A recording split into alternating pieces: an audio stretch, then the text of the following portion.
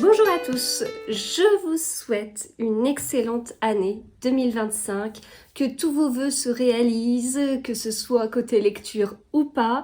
Je vous souhaite bien sûr une excellente santé, c'est la base de tout, ce sont les fondations sur lesquelles on peut construire de chouettes projets, de très belles réussites, et donc je vous souhaite vraiment le meilleur pour cette nouvelle année. On se retrouve dans cette vidéo qui est un rituel sur ma chaîne depuis plusieurs années, qui me tient beaucoup à cœur. C'est la vidéo des envies lecture sur l'année qui arrive. Et ça a été hyper chouette à réfléchir, à construire. J'avais fait d'ailleurs un vlog sur ce sujet avec mes réactions à chaud, parce que pour construire mes envies d'une année, je regarde les envies de l'année précédente, ce qui m'aide à construire le bilan de l'année en plus de beaucoup d'autres paramètres, et une fois que j'en suis là, je peux réfléchir et ça alimente mes envies pour l'année. Et donc j'avais fait un vlog dans lequel je vous montrais mes réactions en redécouvrant mes envies lecture et tricot pour l'année 2024. Eh bien, mes envies cette année, elles sont certainement moins nombreuses que l'année dernière, mais mais ça va pas être forcément évident à appliquer. Et en même temps, c'est vraiment, je pense à une envie en particulier. C'est vraiment une envie qui me tient extrêmement à cœur. Vous savez, je suis passionnée par la lecture. Vraiment, c'est un besoin dans mon quotidien. Ça m'apporte tellement, en fait, tellement. Et, et donc, comme c'est une passion, passion qui a énormément de place, forcément, j'aimerais lui faire encore plus de place. Forcément, j'aimerais en profiter encore plus. Faire plus de place à cette passion, ça commence à être compliqué parce que je pense être allée au maximum. C'est-à-dire que j'ai un travail à temps plein qui n'est pas du tout dans le monde de la lecture. Et puis, sur mon temps libre, eh bien, j'ai une maison, je suis mariée, j'ai 3 enfants, j'ai un jardin, enfin, voilà, il y a plein de choses qui pourraient m'occuper, qui apportent, eh bien, ce sont des choses sur lesquelles je peux passer du temps, enfin, des choses ou des personnes avec lesquelles je passe du temps. Et donc, une fois qu'on enlève tout ça, et bien sur le temps qu'il reste, c'est là où certains d'entre vous vont faire du sport, regarder la télé, regarder des séries, faire des activités manuelles, faire du théâtre, je ne sais quoi, aller au cinéma, etc. et lire. Voilà.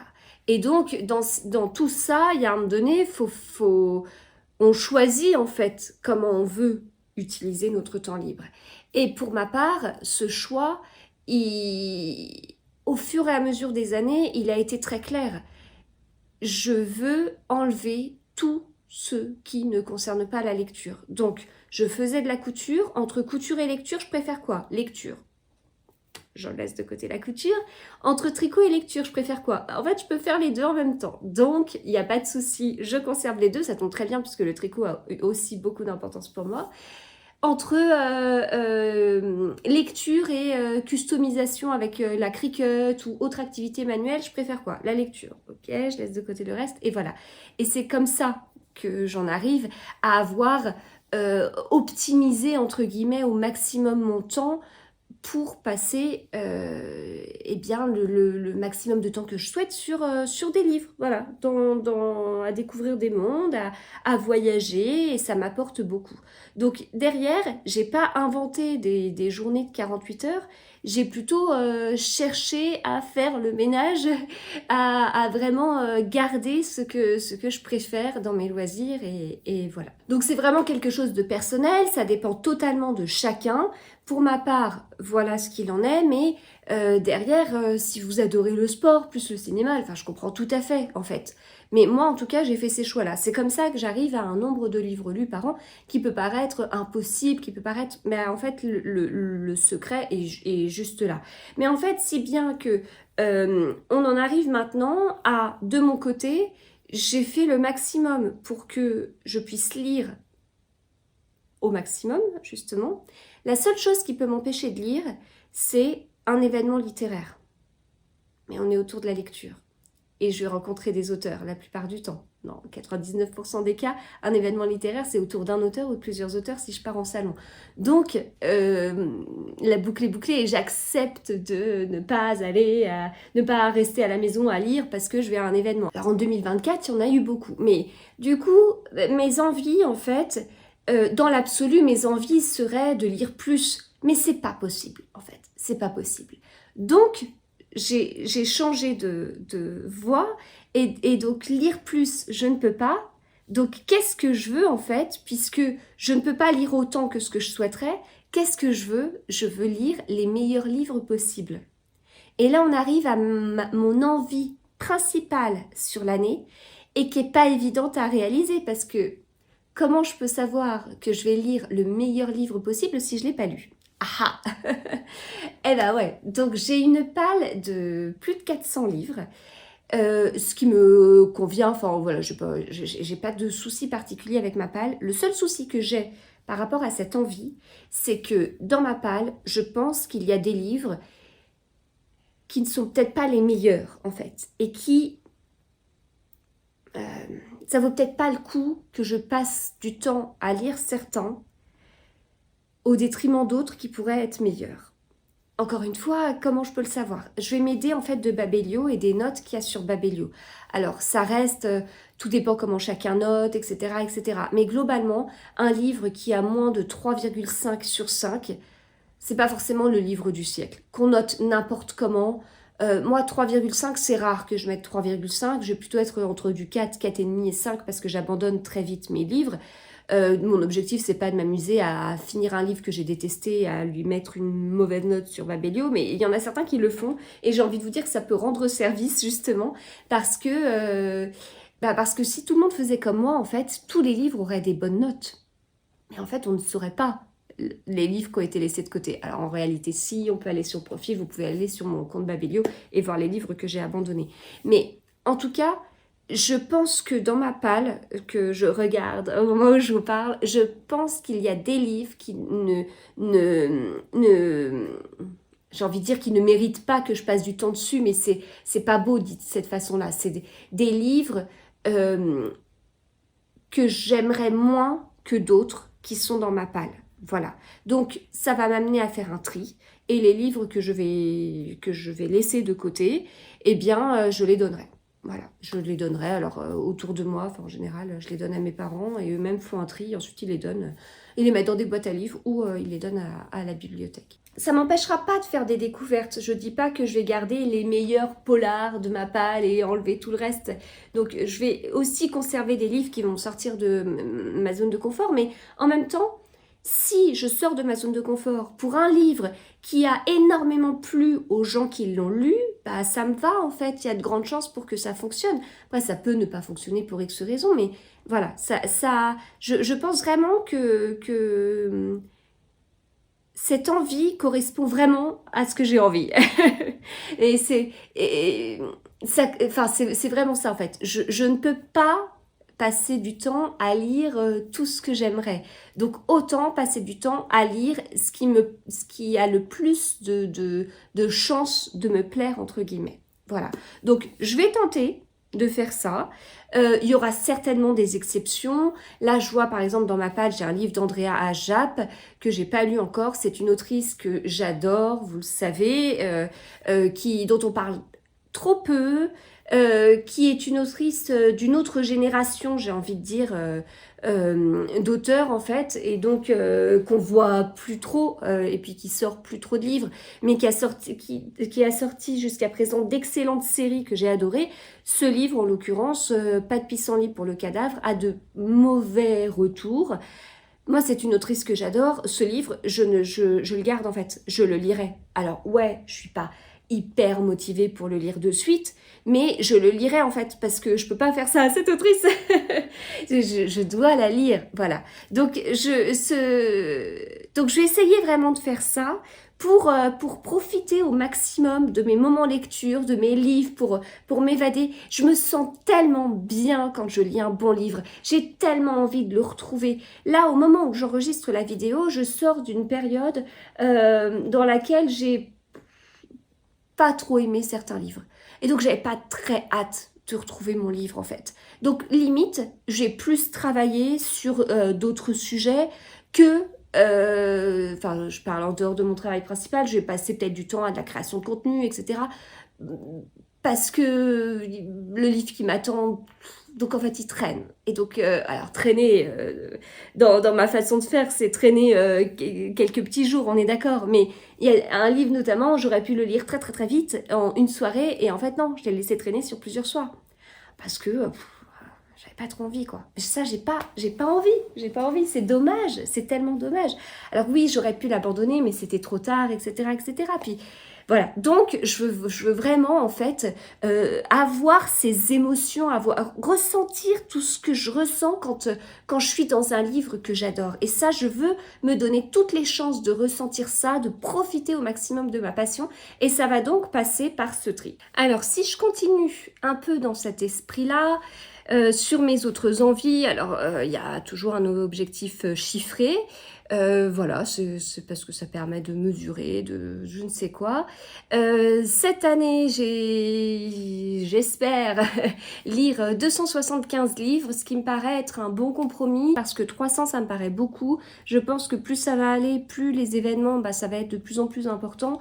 Et donc, ça me prendra du temps de lecture, forcément. Mon temps libre ne s'est pas démultiplié. Donc, ça me paraît cohérent. L'objectif que j'avais pour 2024 était de 250 livres, malgré le fait que j'avais lu 300 livres l'année d'avant. Là, au moment où je vous parle, il n'y a rien dans l'année 2025 qui me fait dire que, tiens, je vais avoir tel événement, tel truc, tel machin.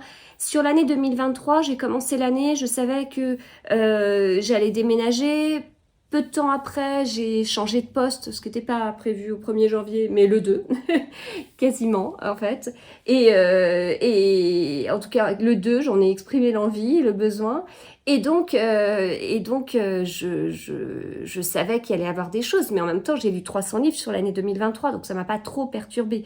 Là, au début de l'année 2024, je savais qu'il allait rien avoir de particulier. Là, je suis dans le même état d'esprit, mais on ne sait jamais en fait. Puis la création de contenu prend aussi de plus en plus de place sur mon temps libre forcément.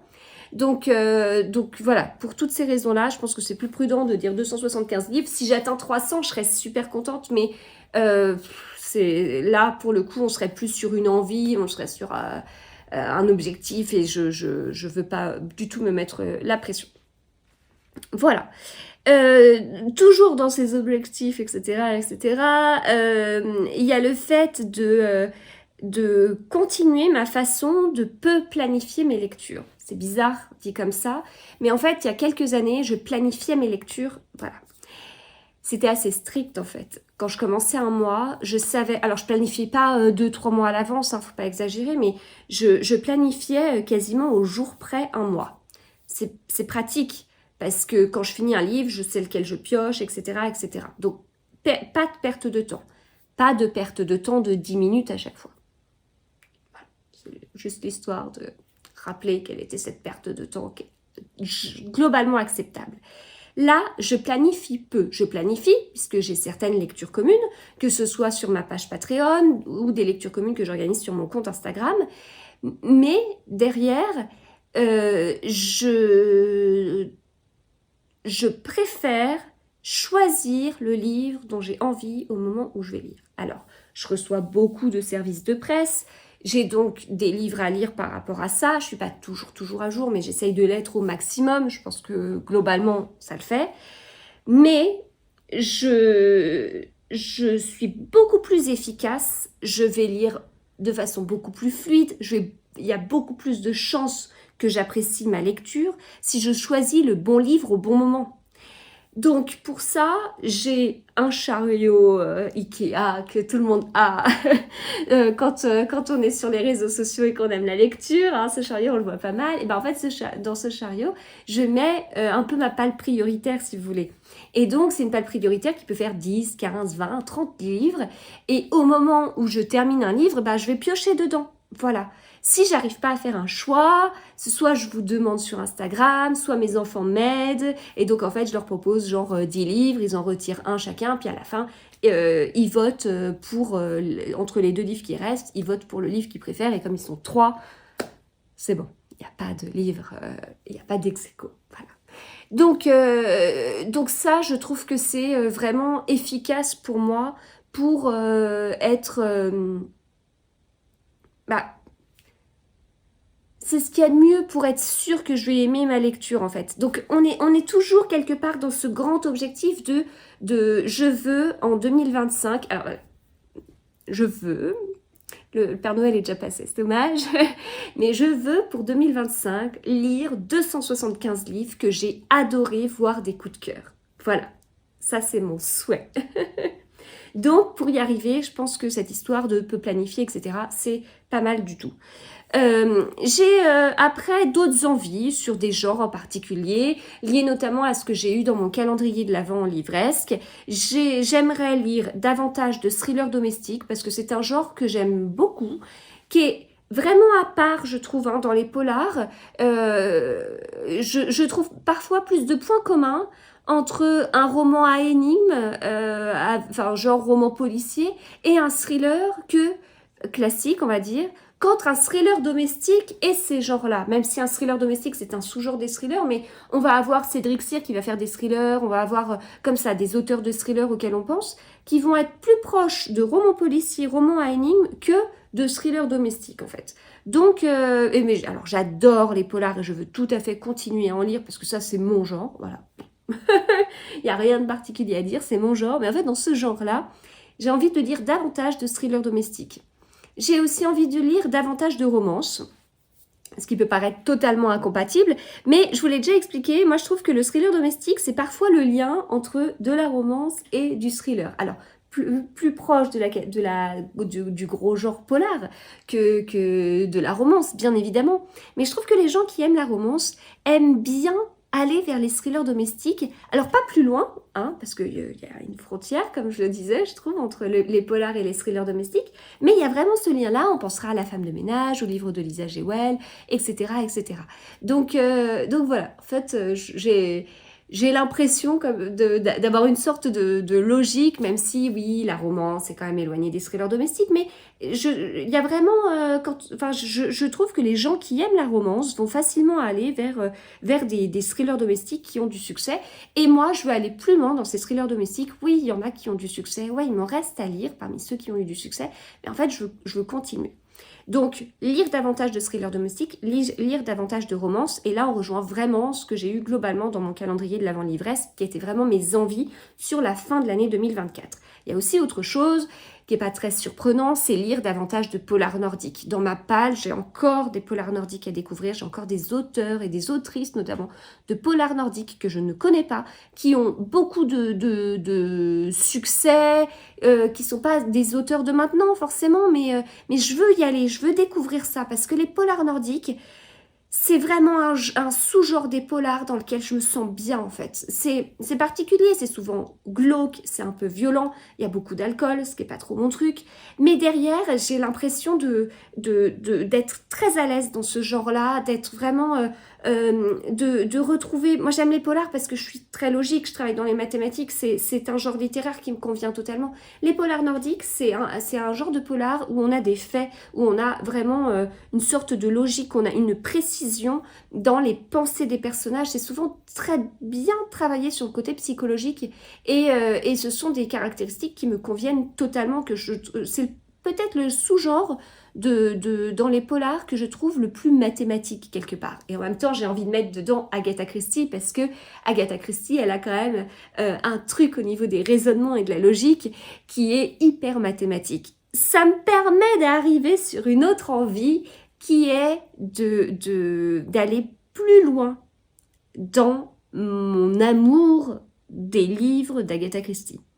Je ne sais pas actuellement, quand j'enregistre cette vidéo, comment ça va se matérialiser, se concrétiser.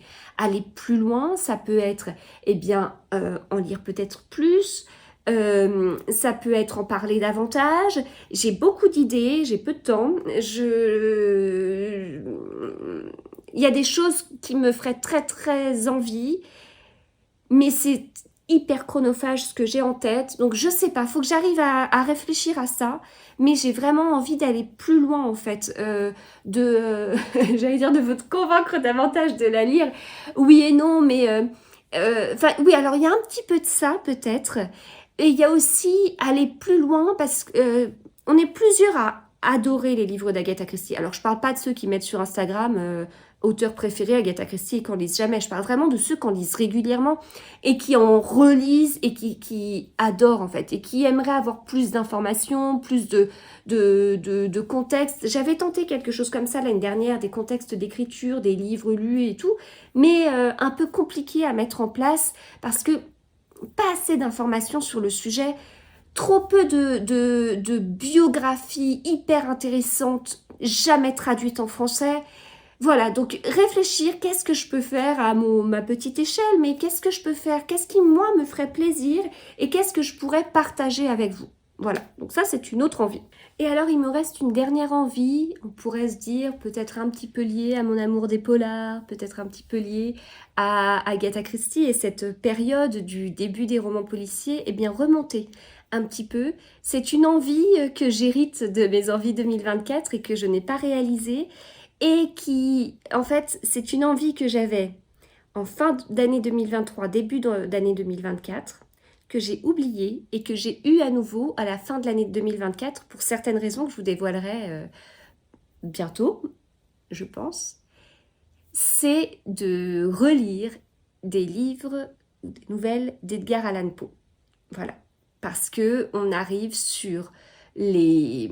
On est sur les origines du roman policier, en fait. Et c'est hyper précieux. Alors, j'avais comme envie sur l'année 2024 d'aller plus loin dans ses origines, etc. J'ai tenté un maigret, ça l'a pas trop fait. J'avais pas trop d'avis sur le livre, mais le temps est passé et en tout cas, une chose est sûre, j'ai pas eu l'envie d'y retourner. Mais oui, Edgar Allan Poe, pourquoi pas relire le premier Sherlock Holmes? Les bases, en fait. Ne pas oublier les bases de ce genre, en fait. Comment ça a débuté, en quoi c'était innovant pour l'époque. Des livres où maintenant, certains disent facilement je m'ennuie, ça apporte rien, j'ai déjà vu ces dénouements. Et cette dernière réaction... euh, euh, m'interpelle un peu parce que si vous lisez maintenant un Agatha Christie et vous vous dites il n'y a rien d'original, ce dénouement je l'ai déjà vu dans des livres sortis récemment. Oui, mais peut-être que c'est parce que Agatha Christie a élevé le genre à ce niveau-là. Donc c'est vraiment connaître mes classiques quelque part pour ne pas avoir de telles réflexions. Bon, après, je pense pas que je les aurais. Il suffit de savoir quand le livre est sorti. Et si le livre est sorti 150 ans avant le livre qu'on est en train de lire, il y a peut-être... voilà. Tout simplement. Hein. Mais c'est vraiment... Enfin, oui, en fait, j'avais noté relire du Edgar Allan Poe, mais en fait, au moment où je vous parle, je vois que j'ai vraiment très très envie de relire le premier Sherlock Holmes. Alors, je vais pas retourner dans toute la série de Sherlock Holmes, parce qu'en plus, c'est une telle galère de pouvoir tous les retrouver. Arthur Conan Doyle a écrit tellement de nouvelles, etc. Ça avait été la croix et la bannière quand j'avais eu ce petit objectif quand j'étais enceinte de ma dernière. Et puis il y en a certains qui sont, certaines nouvelles qui sont pas dans des recueils en format papier.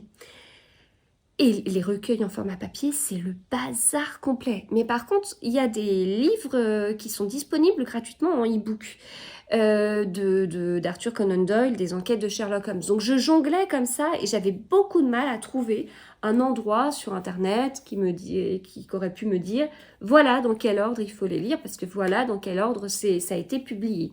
C'est pas évident. On a vraiment des manques en fait en France sur des choses que je considère importantes côté Sherlock Holmes ou côté livre d'Agatha Christie. Donc j'ai envie d'aller plus loin que ce que je vous disais, de relire Edgar Allan Poe, parce qu'en plus déjà relire Edgar Allan Poe, c'est pas relire tout Edgar Allan Poe, c'est relire un Edgar Allan Poe et relire le premier Sherlock Holmes. Voilà. Ou alors, pourquoi pas le chien de... Non, mais le premier... Ah là là, non mais j'étais censée avoir bossé sur ces envies et avoir finalisé, puis en fait, d'enregistrer les envies, je me redonne des envies. Ouais, le chien des Baskerville, oui, bien sûr, mais le moment où Sherlock Holmes rencontre Watson, c'est génial. Enfin, si vous aimez tout ce qui est mentalisme, etc., enfin, c'est Sherlock Holmes qui est à l'origine de tout ça. C'est exquis. Donc, c'est vraiment très, très chouette. Ah, pas évident. Du coup, qu'est-ce que je veux?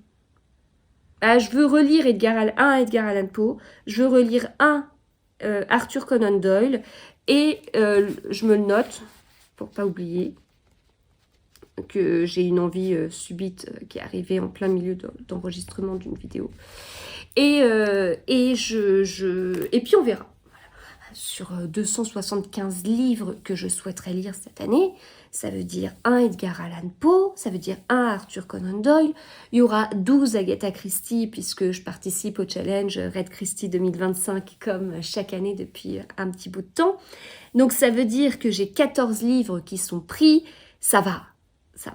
Sur 275 livres, ça va. Je pense que je n'aurai pas l'impression que ça prendra trop de place, ça reste raisonnable et réaliste. Voilà. Bon, et ben écoutez, c'est tout. Mais en résumé de tout ça, parce que c'est le premier point dont je vous ai parlé, et en fait tout le reste en découle tout simplement, c'est m'éclater dans mes lectures, voyager, apprendre, me nourrir intellectuellement. Voilà, c'est rire aussi, pleurer, avoir énormément d'émotions, mais en fait, il y a différents types d'émotions. Enfin, il y a beaucoup d'émotions, mais en fait, il y a différents types d'émotions quand je vais lire un livre.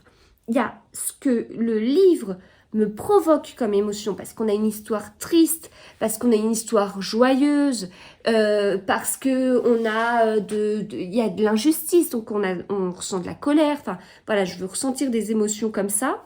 Mais quand j'aime un livre, ça me provoque des émotions de bien-être, et ça fait tellement du bien. Voilà. Donc, ce qu'il faut retenir de tout ça, c'est que j'ai tenté des fois de décliner un petit peu cette envie générale qui est très naïve et très bête et très bizarre, et en même temps, enfin c'est très bizarre, je pense, de dire ça, parce que c'est ce que je vous dis souvent quand vous choisissez un livre. À un moment donné, vous faites un choix, vous allez en librairie, ou vous achetez en ligne ou autre, enfin bref, vous avez une wishlist, voilà, il y a un moment donné, vous avez quand même le livre entre chez vous, souvent par un choix de votre part, sauf si quelqu'un se dit tiens, je vais lui offrir un livre et je ne sais pas si elle l'a lu ou pas, on verra bien, ou s'il l'a lu ou pas. Mais globalement, vous choisissez quand même la plupart des livres qui passent votre porte d'entrée. Et à un moment donné, vous allez avoir un moment de lecture et vous allez choisir un livre parmi ceux qui ont passé votre porte d'entrée. Ce livre, j'imagine que la première chose que vous souhaitez, c'est aimer ce livre. Si vous choisissez un livre et vous vous dites « Oh, pourvu que je le déteste, oh, j'espère tellement le détester », c'est qu'il y a un souci en fait, c'est que vous avez un temps infini, c'est qu'il y a quelque chose de bizarre. Vous pouvez très bien vous dire « J'espère que je vais aimer », mais vraiment j'en suis pas sûre parce que ça a parlé de ces thèmes-là, je sors de ma zone de confort. Oui, totalement, totalement, enfin, on peut le comprendre. Mais vous espérez quand même un minimum aimer ce livre. Pour X raisons, ça va vous questionner, ça va peut-être vous allez peut-être passer un moment, ça va être un livre réconfortant, sans trop prise de tête, vous allez au contraire apprendre des choses, mais il y a 50 000 raisons, mais vous allez espérer aimer le livre, donc ça peut être très naïf de dire j'espère que tous les livres que je vais lire, je vais les aimer, mais moi je vais au-delà, c'est pas que j'espère que je vais les aimer, c'est que j'espère que je vais les adorer. Et on me dit souvent que c'est bizarre que j'aime autant mes lectures, et donc c'est là où cette envie, moi, me paraît très rigolote, parce que on va me dire que ouais, c'est quand même bizarre d'aimer autant, je chronique jamais des livres que j'aime pas, etc. Bon, c'est des gens clairement qui me suivent pas ici, parce que vous savez pourquoi. Et puis je vous l'ai rappelé au début de cette vidéo avec j'abandonne au bout de 50 pages si j'aime pas, etc. Mais derrière, à ces personnes-là, j'ai envie de leur dire, mais oui, je chronique que des livres que j'aime, et je vais aller plus loin. Je veux chroniquer que des coups de cœur. Je veux chroniquer que des livres que j'adore. Voilà. je veux aller vers ça en fait, parce que je veux adorer ce que je lis, je veux vraiment que ces moments de lecture soient géniaux. Voilà, donc c'est l'envie générale pour cette année. Et puis je trouve ça rigolo. Donc n'hésitez pas à me dire en commentaire déjà ce que vous en pensez de ces envies. Est-ce que ça vous évoque des choses? Est-ce que vous vous attendiez à ce que je parle de certaines envies et j'en ai pas parlé? Est-ce que, au contraire, vous avez d'autres envies de votre côté? Est-ce que vous fonctionnez par envie? Est-ce que le début d'année ne change rien pour vous et dans la continuité de l'année dernière, donc début d'année ou pas de résolution, pas d'envie, je ne sais quoi? Ou alors votre début d'année, c'est peut-être début septembre, parce que certains fonctionnent comme ça aussi. Voilà, donc n'hésitez pas à me dire ce que vous en pensez en commentaire. Je vous souhaite à nouveau une excellente année 2025. À très vite.